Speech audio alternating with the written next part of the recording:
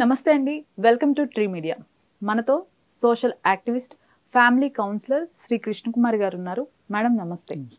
Madam, Lavanya Raj Tarun case విషయంలో లావణ్య ముంబై వెళ్ళి రాజ్ తరుణ్, మాల్వి మల్హోత్రాని రెడ్ హ్యాండెడ్గా పట్టుకున్నాను అని చెప్పేసి కొన్ని వీడియో ఫుటేజెస్ కొన్ని ఛానల్స్లో చూసాం. దీన్ని ఎలా చూడాలంటారంటే, ఆల్రెడీ కేసు కోర్టులో నడుస్తోంది, అయినా సరే ముంబై వరకు వెళ్ళి రచ్చ చేయటాన్ని ఎలా చూడాలంటారు? ఒకటండి, అసలు ఏం సాధించదలుచుకుంది? ఇలా చేసినంత మాత్రాన ఏం ఫలితం వస్తుంది అనుకుంటుంది?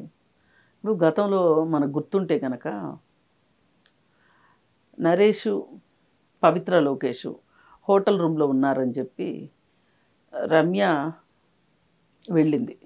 రమ్య నరేష్ వెళ్ళింది, అతను మూడో భార్య. వెళ్ళి ఆమె లోపల నుంచి ఏదో అన్నది. వాళ్ళిద్దరి మధ్యలో డైలాగ్ వార్ అంతకుముందు నడిచింది.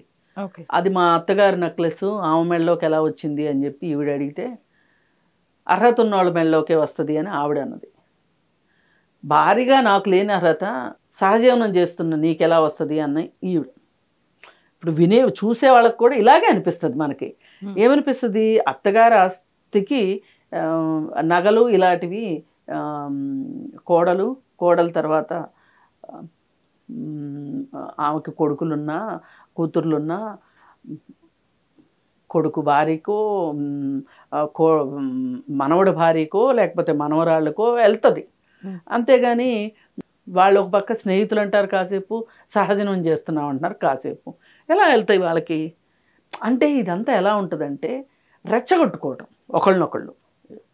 ఇప్పుడు ఎంత అవునన్నా కాదన్నా ఒక భార్య ఉండగా లీగల్గా ఇంకొక పెళ్లి చేసుకున్న వాళ్ళు కలిసి ఉన్నంత మాత్రాన ఈ భార్యకున్న హక్కులు ఆమెకి రావు, ఒప్పుకోరు కదా. ఇప్పుడు చట్టము అనేది మనకి ఒక పిల్లరు సమాజంలో, ధర్మము న్యాయము కూడా కొన్ని పిల్లర్సే. కానీ చట్టం దగ్గరే మీరు పాస్ కానప్పుడు న్యాయం దగ్గర ఎక్కడ పాస్ అవుతారు? న్యాయం దగ్గర పాస్ కాందే ధర్మం దగ్గర ఎక్కడ పాస్ అవుతారు? లేదు అంటే ఒక మనిషిలా చేయొచ్చునా అంటే ఎక్కడ మీరు పాస్ అవుతారు?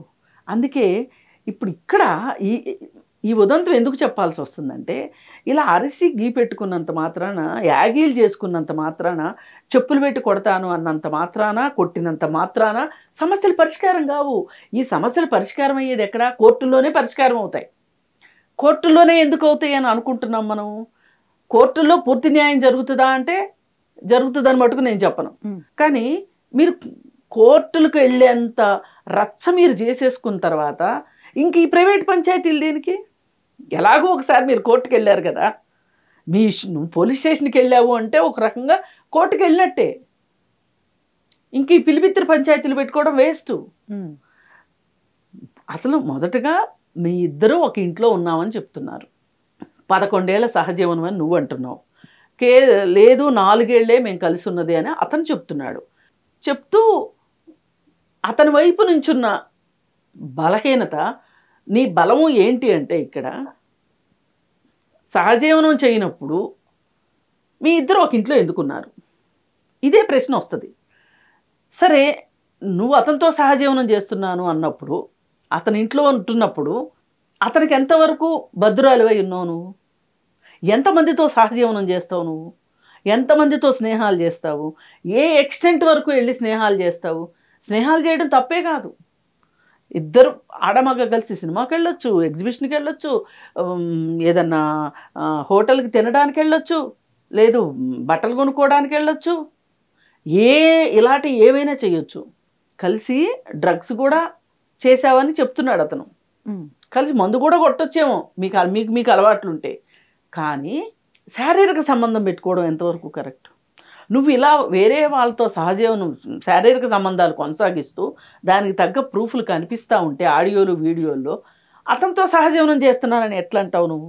అది అతని వైపు నుంచి బలమైన పాయింట్. అలాగే నువ్వు మస్తాన్ సాయి మీద కేసు పెట్టి, అలాగే ఆడవాడు చింటూగాడు వాడితోటి మాట్లాడిన శృంగార బూతులైతే చెవుల్లో రక్తం రావాల్సిందే ఎవరికైనా, మొత్తం వింటే గనక, ఫుల్ వీడియో వింటే. ఎవ్వరూ వినే సాహసం చేస్తున్నారని నేను అనుకోను. ఇక సరే అట్లాంటివి విని ఆనందపడే పైశాచిక ఆనందం పొందేవాళ్ళు లేకపోతే పర్వర్టెడ్ మైండ్స్ వింటారేమో తెలియదు, కానీ నాకు నేనైతే వినదలుచుకోలే. అర్థమైపోయింది అందులో ఏముంటుందో, కంటెంట్ ఏముంటుందో అర్థమైపోయింది. ఒక డ్రగ్స్ తీసుకున్న వాళ్ళు ఎలా మాట్లాడుకుంటారో ఆ మాత్రం ఊహించుకోలేనంత అమాయకులు కాదు, చిన్నపిల్లలు కాదు. నువ్వు ఇన్ని వ్యవహారాలు నువ్వు చేసి మళ్ళీ నాకు రాజ్-తరుణే కావాలంటే ఎట్లా? ఇప్పుడు రాజ్-తరుణ్, మాల్వి మల్హోత్రా సహజీవనం చేస్తున్నారేమో, రేపు పెళ్ళి కూడా చేసుకుంటారేమో, అది వాళ్ళ వ్యక్తిగతం. నువ్వు నీ వ్యక్తిగత విషయాలు నువ్వెలా చేసుకుంటా వచ్చావో, అతని షెల్టర్లో ఉంటూ, అతని ఇంట్లో ఉంటూ, మరి అతనికి చేసుకునే హక్కు లేదా? అని నువ్వు ఒక్కదానివే ఇలాంటి పనులన్నీ చేయడానికి నువ్వేమన్నా కోర్టు నుంచి లైసెన్స్ తీసుకొచ్చుకున్నావా, లేకపోతే దేవుడి దగ్గర నుంచి ఏమన్నా లైసెన్స్ తెచ్చుకున్నావా? లావణ్య ఇలా చేస్తే ఏమీ కాదు, లావణ్యకి తన ఇష్టారీతిని బతికే హక్కు ఉంది, కానీ వేరే వాళ్ళని శాసించే హక్కు ఉంది అని నువ్వేమన్నా తీసుకొచ్చుకున్నావా? అసలు నువ్వు ఏ హక్కుతోటి మాల్వి మల్హోత్రా ఇంటికి వెళ్తావు? దానికి తోడు కొంతమంది యూట్యూబ్ వాళ్ళు కూడా హోటల్లో కలిసి ఉంటే రెడ్ హ్యాండెడ్గా పట్టుకుంది.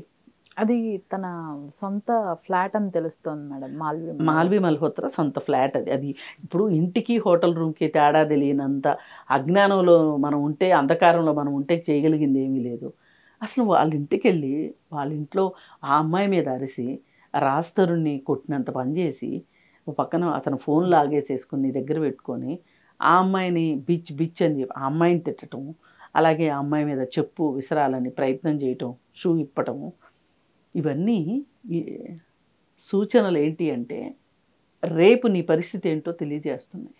నువ్వు కోర్టులో గెలుస్తావో లేదో నేను చెప్పలేను, కానీ నువ్వు జీవితంలో మట్టుకు ఓడిపోయావు అనేది అర్థం. ఇంతవరకు అయితే నేను గట్టిగా చెప్పగలను. అసలు నీకు ఏ మాత్రం హక్కు లేదు.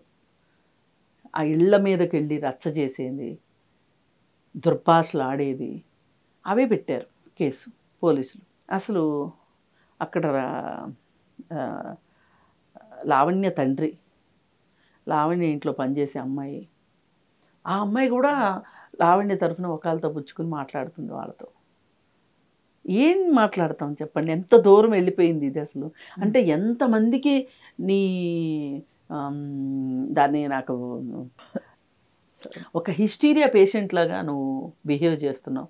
నువ్వు చేసేది కాకుండా నీ చుట్టూ ఉన్న వాళ్ళు కూడా హిస్టీరియా అంటిస్తున్నావు. అసలు ఇక్కడ అన్నిటికన్నా ఆలోచించాల్సిన విషయం ఏంటంటే, తన కూతురుతోటి మస్తాన్ సాయికి ఏ విధమైన సంబంధం ఉంది అనేది లావణ్య తండ్రికి తెలుసు, చింటూతోటి ఏ విధమైన సంబంధం ఉంది అనేది తెలుసు.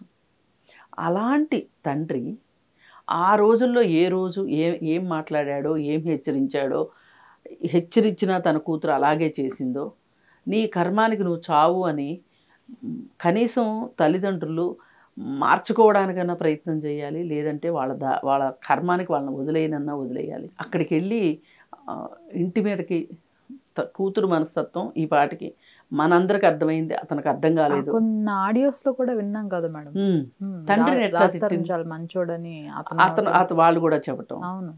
అయితే మరి అసలు ఆ తండ్రి ఎలా వెళ్ళాడు అంటే, ఇక్కడ మనం కొంచెం లావణ్య మనస్తత్వాన్ని కూడా మాట్లాడుకోవాల్సి ఉంటుంది. ఇలాంటి విపరీత బుద్ధి ఉన్నవాళ్ళు రెండో వాళ్ళని కూడా తమకి అనుకూలంగా మార్చేసుకుని, తమకు నచ్చినట్లుగా తమ ప్రవర్తనని వాళ్ళలో వీళ్ళు పరకాయ ప్రవేశం చేసేసి వాళ్ళ మనస్తత్వాన్ని కూడా మార్చేసి తామేది చెప్తే అది ఎస్ డూడు బసవన్నలాగా తయారు చేసే మనస్తత్వం ఉంటుంది ఇట్లాంటి వాళ్ళకి. అలా తయారు చేసే విషయంలో వాళ్ళు ఒకటి నమ్మారనుకోండి, వేరే వాళ్ళని నమ్మించాలని చూశారనుకోండి, వాళ్ళు అట్లా కాదు అన్నారనుకోండి, వాళ్ళని ఏమైనా సరే తిమ్మిని బమ్మిని చేసైనా సరే, 1,00,000 మాటలు చెప్పైనా సరే వాళ్ళని ఒప్పిస్తారు రెండో వాళ్ళని. అది వాస్తవం అయినప్పటికీ కానప్పటికీ. అయితే ఒప్పిస్తే తప్పే లేదు.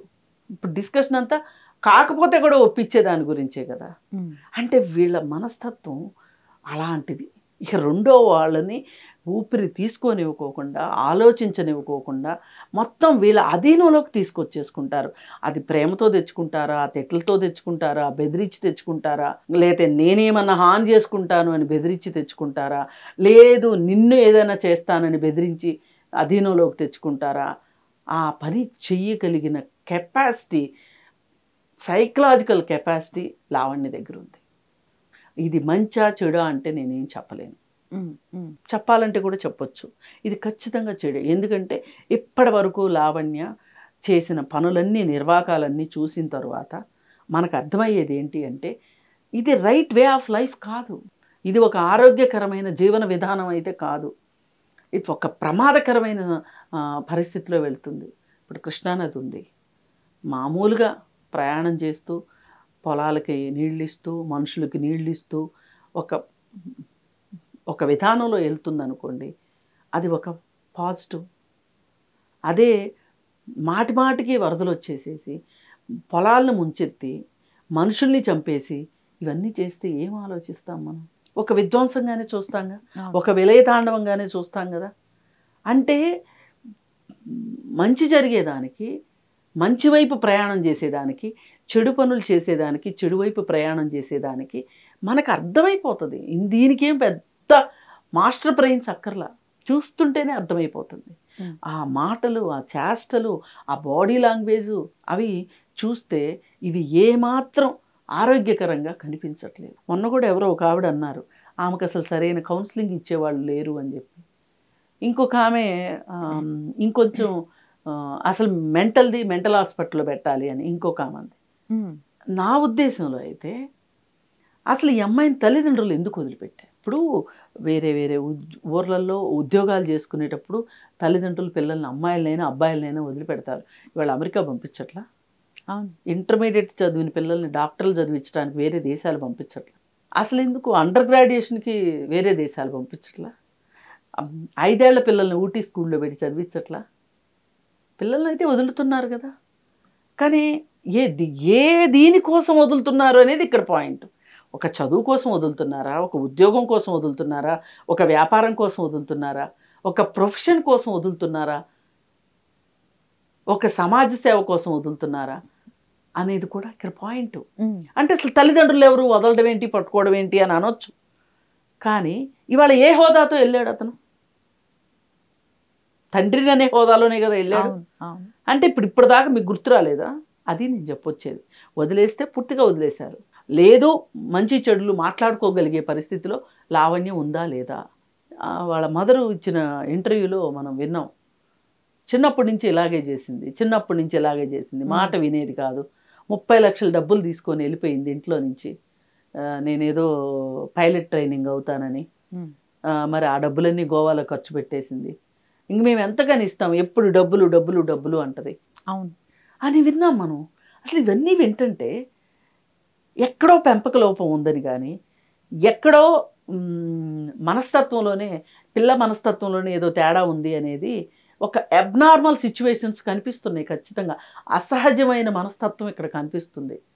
అది అసహజమైన మనస్తత్వం ఎప్పుడూ ఆరోగ్యకరం కాదు.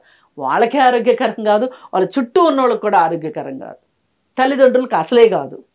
మరి ఇలాంటి పరిస్థితుల్లో వీటన్నిటిని ఏమంటామంటే, మా మనస్తత్వ నిపుణులు ఎనలైజ్ చేసేటప్పుడు ఏం చెప్తారంటే యాంటీ సోషల్ పర్సనాలిటీ ట్రేడ్స్ అంటారు. ఈ యాంటీ సోషల్ పర్సనాలిటీ అంటే అసాంఘికమైన చర్యలు, అంటే సమాజంలో వ్యతిరేకమైన పనులు, సమాజంలో మామూలుగా చేసే మామూలు పనులు మామూలుగా ఉంటాయి, వీళ్ళు చేసే ప్రమాదకరమైన ధోరణులు, పెడధోరణులు అంటారు. అలాంటి యాంటీ సోషల్ పర్సనాలిటీ ఆ లక్షణాలు కనిపిస్తాయి. ఇది తల్లిదండ్రులైనా గమనించాలి, లేదు అంటే స్కూల్ టీచర్లైనా గమనించాలి. కొన్నిసార్లు టీచర్లు పిలిచి చెప్తారు, మా పిల్లలు చాలా మంచివాళ్ళు, మా పిల్లల జోలికి వస్తారా, మా పిల్లల్ని అంటారా, అవసరమైతే మేము స్కూల్ మానిపించేస్తాం, వేరే స్కూల్లో చదివించుకుంటాం, టీసీ ఇచ్చేయండి మాకు, ఇలా మాట్లాడే తల్లిదండ్రులు ఉన్నారు. టీచర్ల మీదకే తగాదాలకు వెళ్ళిన తల్లిదండ్రులు ఉన్నారు. అలా వెళ్ళిన ప్రతి వాళ్ళు జీవితంలో నష్టపోయారు, నాశనం అయిపోయారు.